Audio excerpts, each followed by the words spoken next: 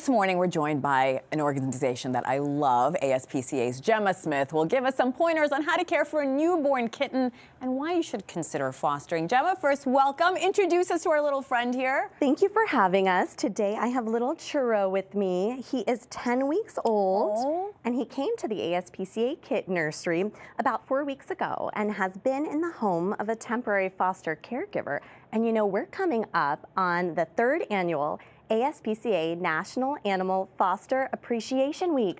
So right now is the time to celebrate the benefits of fostering and encourage others to get involved. And newborn kittens require around-the-clock care. You often depend on foster families to step in and help with that. How important are foster families? Foster families are crucial right now because we're in the middle of feline breeding season, that's also known as kitten season, the time of year during these warmer months when shelters nationwide are overwhelmed with vulnerable newborn kittens.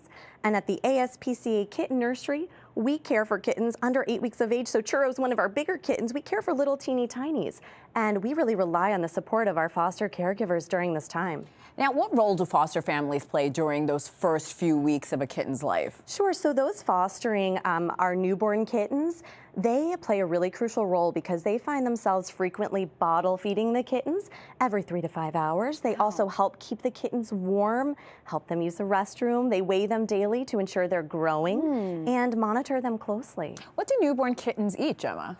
Well, when with their mother, newborn kittens would drink their mother's milk, which provides complete nutrition for the first 4 weeks of their life. But when they're found without their mom, they require a commercial feline milk replacer, like kitten formula, like we have baby formula, same thing for kittens, and then they're bottle fed as they grow and transition to eat solid foods on their own. Are there any foods that we should avoid with kittens? Well, with kittens, you should really only be giving them, if they're neonates, the feline milk replacer, or transitioning them then to a solid kitten food. So we should be avoiding human foods. You shouldn't be feeding them anything other than food specifically designed for kittens and leaving out fresh water at all times as well. And Churro's foster mom is actually here, Julie, and you said that he has great temperament. He's a great cat. If people are interested in fostering or adopting Churro or other newborn kittens, what can they do?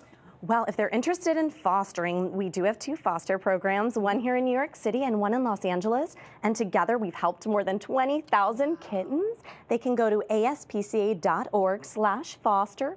And to learn more about adopting, they can visit aspca.org/adopt. And what about preparing your home for a kitten?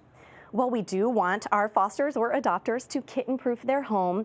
So you should look at your apartment and make sure there's nothing in sight that a kitten could get into, such as toxic plants, human food, sometimes hair ties, rubber bands, cords, and wires. But kittens don't take up a lot of space. So we really do recommend, if you're interested in fostering, they do very well in a small space like a bathroom, or we provide all the supplies such as a pop-up playpen, and it's very doable here in New York City. And very quickly, what about if you have other animals and you want to bring a kitten home? Well, it's great to talk to the foster team to understand the specific needs of the foster animal to make sure it's okay with your resident pets. And we do recommend keeping your resident pets separate for the first 2 weeks of your foster period. Well, Churro's been very calm. His foster mom says he has a great temperament. Thank you so much to ASPCA's Gemma Smith and, of course, Churro.